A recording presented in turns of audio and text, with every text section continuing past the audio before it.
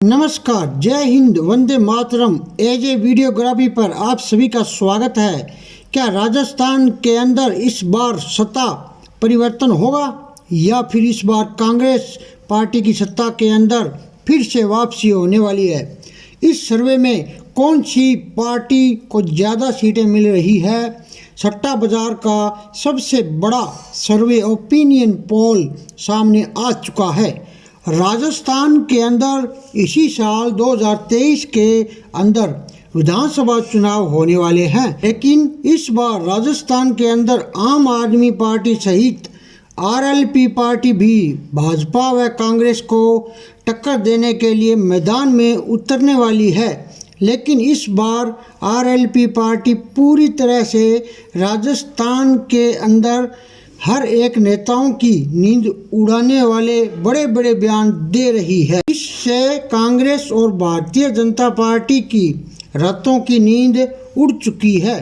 चुनाव 2023 के इसी साल के अंत में होने वाला है, लेकिन इससे पहले सभी राजनीतिक पार्टियों ने अपनी तैयारियां जोरों शोरों से शुरू कर दी। सभी पार्टी राजस्थान में रैलियों में जुट चुकी है। वे 2018 के शासनकाल में कांग्रेस पार्टी अपने काम काजों पर ध्यान देने लगी है।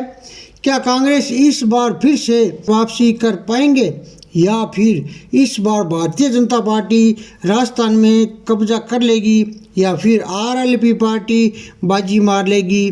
इसको लेकर सट्टा बाजार का 200 सीटों पर सबसे बड़ा ओपिनियन पोल निकलकर सामने आ चुका है। इसमें कौन सी पार्टी यहां पर सुर्खियां बटोर रही है और कौन सी पार्टी का पलड़ा भारी होने वाला है, ये दर्शाया गया है। आपने अभी तक हमारे चैनल को सब्सक्राइब नहीं किया है तो हमारे चैनल को सब्सक्राइब कर लीजिए। राजस्थान के 200 सीटों पर कौन सी पार्टी जीत रही है और कौन सी पार्टी हार रही है, ये जानने के लिए आप देखते रहिए हमारी ये स्पेशल रिपोर्ट। राजस्थान का सबसे पहला जिला आता है हमारे पास उदयपुर जिला। यहाँ के कुल 8 विधानसभा सीटें हैं, जिसमें से बीजेपी के खाते में 2 सीटें जाने का अनुमान लगाया जा रहा है, जबकि कांग्रेस पार्टी के खाते में 6 सीटें और आरएलपी के खाते में 1 सीट जाने का अनुमान यहां पर सट्टा बाजार द्वारा लगाया जा रहा है। राजस्थान का सबसे पहला जिला आता है हमारे यहाँ उदयपुर जिला।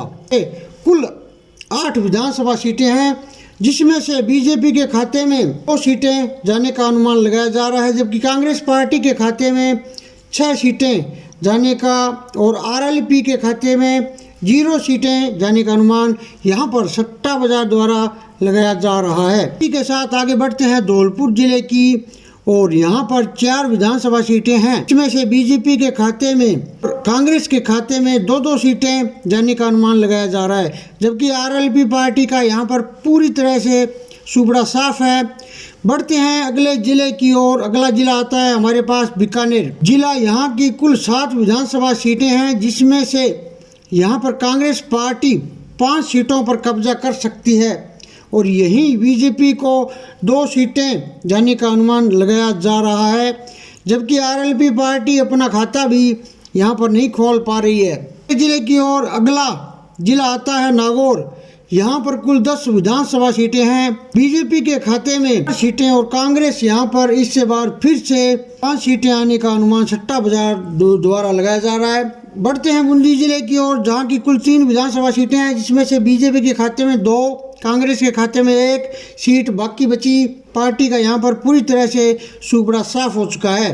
अगले जिले अजमेर की बात करें तो अजमेर के अंतर्गत 8 विधानसभा सीटें हैं, जिसमें से बीजेपी के खाते में 2 सीटें और कांग्रेस के खाते में 6 सीटें। आरएलपी का यहाँ पर भी सुपड़ा साफ। अगले जिले की बात की जाए जोधपुर की कुल 8 विधानसभा सीटें हैं, जिसमें से बीजेपी और कांग्रेस पार्टी को इक्वल सीटें जाने का अनुमान यहाँ पर सट्टा बाजार द्वारा लगाया जा रहा है। आगे सीकर की बात की जाए तो यहाँ की कुल 8 विधानसभा सीटें हैं, जिसमें से कांग्रेस और बीजेपी यहाँ पर भी 4-4 सीटें लेने का अनुमान जताया जाए। बढ़ते हुए बात करें भरतपुर की, यहाँ पर कुल 7 विधानसभा सीटें हैं, जिसमें से कांग्रेस के खाते में 7 सीटें, बीजेपी के खाते में जीरो और आरएलपी के खाते में भी यहाँ पर सुबड़ा साफ हो चुका है। अगले जिले की बात और बढ़ते हैं तो अगला जिला आता है हमारे पास भीलवाड़ा, जहाँ की कुल 7 विधानसभा सीटें हैं, जिसमें से बीजेपी के खाते में 1 सीट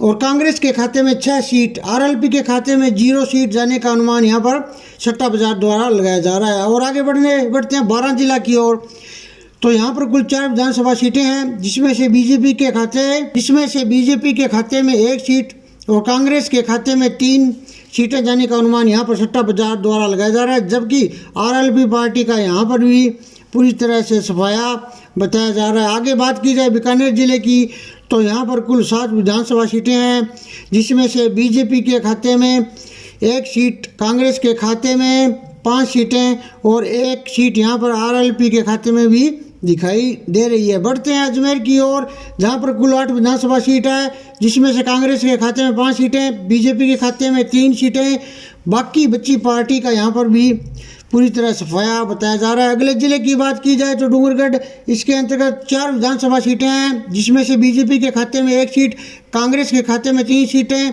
बाकी बच्ची आरएलपी पार्टी क्योंकि यहाँ पर खाता भी नहीं खोल पाएगी। अगला जिला नागौर की बात की जाए तो यहाँ पर कुल 10 विधानसभा सीटें हैं, जिसमें से बीजेपी के खाते में 2 सीटें, कांग्रेस के खाते में 3 सीटें और आरएलपी के खाते में यहाँ पर बढ़त मिलती हुई है, जिसमें से बीजेपी के खाते में 2 सीटें, कांग्रेस के खाते में 3 सीटें और आरएलपी के खाते में यहाँ पर बढ़त मिलती हुई 5 सीटें जाने का अनुमान सट्टा बाजार द्वारा लगाया जा रहा है। इसी के साथ अगले जिले सिरोही की 3 विधानसभा सीटों की चर्चा करें तो यहाँ पर तीनों सीटें कांग्रेस के खाते में जाने का अनुमान सट्टा बाजार द्वारा लगाया जा रहा है। यहाँ पर बीजेपी और आरएलपी का सुपड़ा साफ बताया जा रहा है। बांसवाड़ा जिले की बात करें तो यहाँ पर कुल 5 विधानसभा सीटें हैं, जिसमें से बीजेपी के खाते में 1 सीटें, जबकि कांग्रेस के खाते में 4 सीटें लेने का अनुमान बताया गया है। बाकी बच्ची पार्टी का भी बांसवाड़ा में सुपड़ा साफ हो चुका है।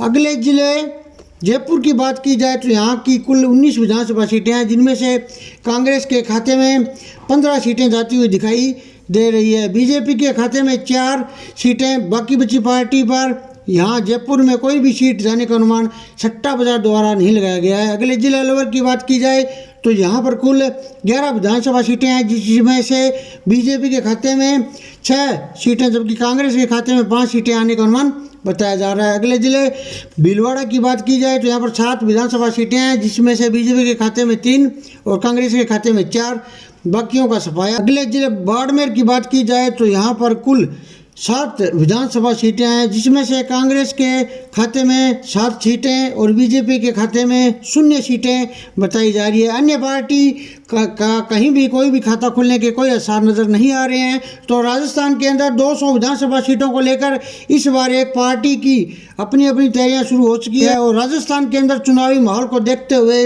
हर एक नेता अपनी अपनी पार्टियों का पाला भी बदलते नजर आ रहे हैं।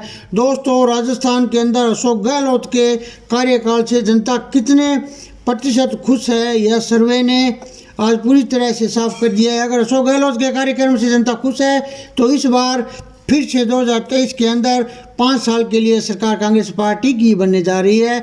अगर जनता नाखुश है तो फिर इस बार अन्य पार्टी राजस्थान में अपना कब्जा जमा सकती है, लेकिन ये तो आने वाले वक्त में ही पता चलेगा कि कौन सी पार्टियां पर सुर्खियां बटोर रही है और कौन सी पार्टी का पल्ला भारी होने वाला है।